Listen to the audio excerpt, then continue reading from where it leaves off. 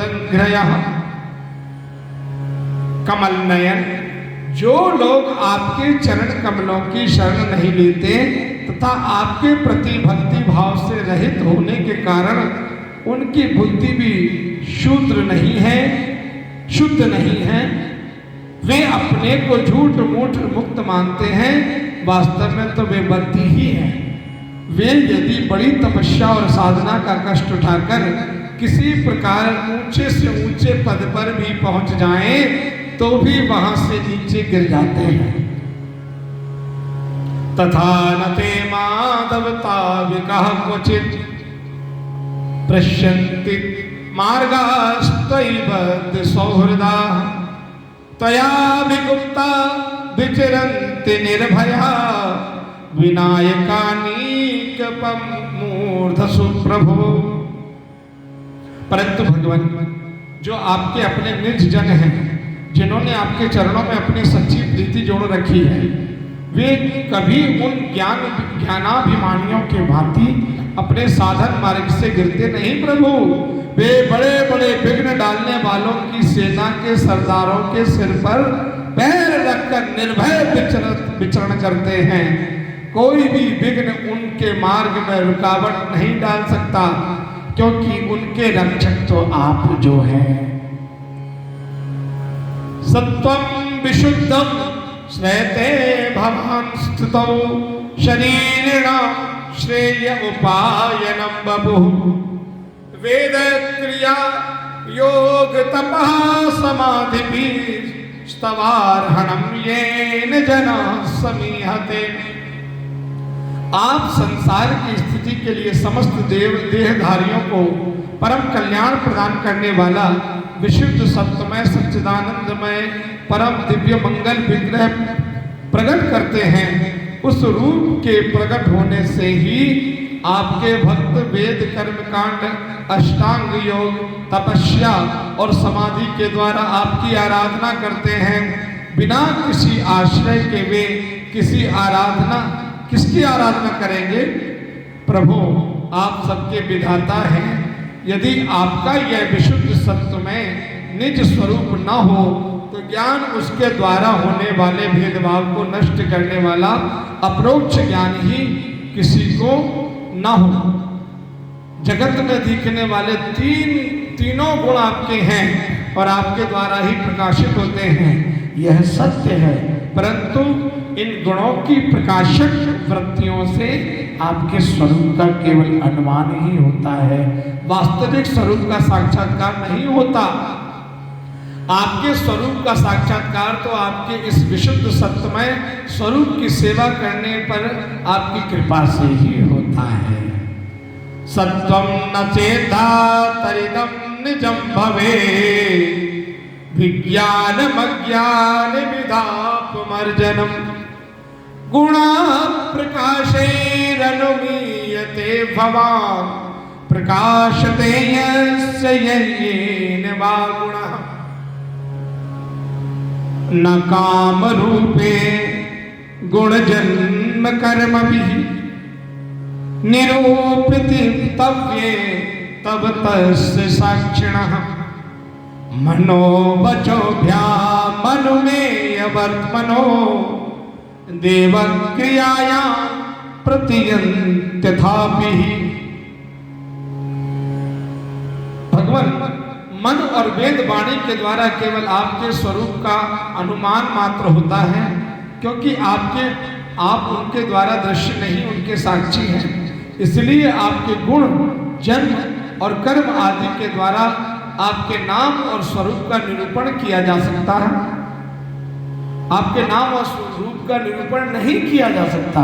फिर भी प्रभु, आपके भक्तजन उपासना आदि क्रिया योगों के द्वारा आपका साक्षात्कार तो करते ही हैं। शृण्वन् गृह्णन् स्मरन् यस्य चिन्तयन् नामानि रूपाणि च मङ्गलानि ते क्रियासु यस्त्वच्चरणारविन्दयो राविष्टचेता नववाय कल्पते। जो पुरुष आपके मंगलमय नामों और रूपों का श्रवण कीर्तन स्मरण और ध्यान करता है, आपके चरण कमलों की सेवा में ही अपना चित्त लगाए रखता है, उसे फिर जन्म मृत्यु रूप संसार चक्र में नहीं आना पड़ता।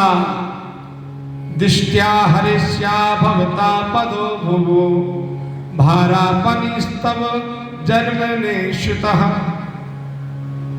भारापनितः तव जन्मनेश्युतः दिष्ट्यांकिता त्वत्पदिकेषु शोभने दीक्षामि गाम्यां च तवानुकंपितां। संपूर्ण दुखों के हरने वाले भगवान आप सर्वेश्वर हैं। यह पृथ्वी तो आपका चरण कमल ही है। आपके अवतार से इसका भार दूर हो, आपके अवतार से इसका भार दूर हो गया। धन्य है प्रभु, आपके लिए बड़े सौभाग्य की बात है कि हम लोग, हे प्रभु, हमारे लिए यह बड़े सौभाग्य की बात है कि हम लोग आपके सुंदर सुंदर चिन्हों से युक्त चरण कमलों के द्वारा विभूषित पृथ्वी को देखेंगे और स्वर्ग लोक को भी आपकी कृपा से कृतार्थ करेंगे। न ते भवष्येषु भवस्य कारणं बिना विनोदं बत तर्कयामहे भवो निरोधः स्थितिरप्यविद्यया कृतायतस्त्वय्य भयाश्रयात्मनि। प्रभु आप अजन्मा हैं। यदि आपके जन्म के कारण के संबंध में हम कोई तर्क ना करें तो यही कह सकते हैं कि यह आपका एक लीला विनोद है। ऐसा कहने का कारण यह है कि आप तो द्वैत के क्लेश से रहित सर्वाधिष्ठान स्वरूप हैं और इस जगत की उत्पत्ति स्थिति तथा प्रलय अज्ञान के द्वारा आप में आरोपित हैं। हे प्रभु, मत्याश्चकच्चक नृसिंह वराह हंस राजन्य विप्र विविदेश कृतावतारः त्वं पासिनस्त्रभुवन चरिता धुमीश भारं भुवो हरयदुत्तम वंदनम ते। प्रभु, आपने जैसे अनेकों बार मत्स्य, हयग्रीव, कच्छप, नृसिंह, बाराह, हंस, राम, परशुराम और वामन अवतार धारण करके हम लोगों की और तीनों लोगों की रक्षा की है, वैसे ही आप इस बार भी पृथ्वी का भार हरण कर कीजिए। हे यदुनंदन, दृष्टाम्बते कुक्षिगतः परः पुमान् अंशेन साक्षात् भगवान् भवायनः मा भूत भयं भोजपतेर्मुमूर्षो गोप्ता यदूना भविता तवात्मजः। यदुनंदन, हम आपके चरणों में वंदना करते हैं।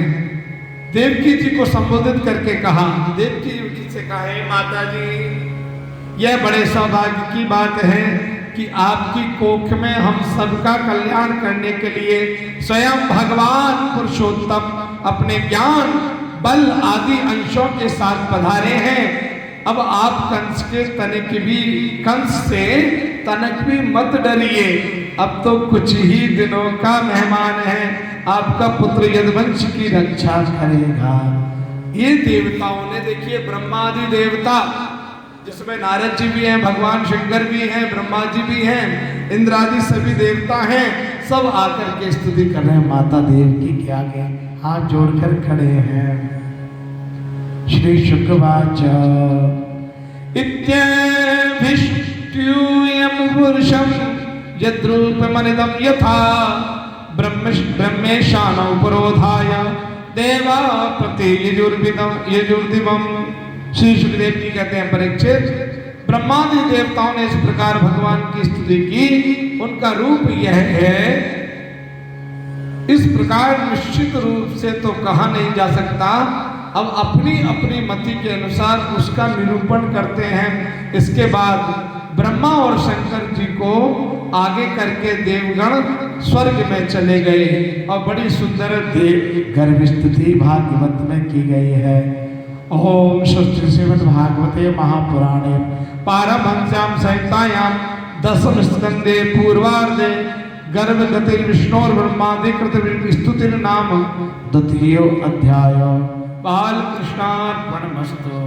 कृष्णाय वासुदेवाय हरे परमात्मने प्रणतक्लेशनाशाय गोविंदाय नमो नमः।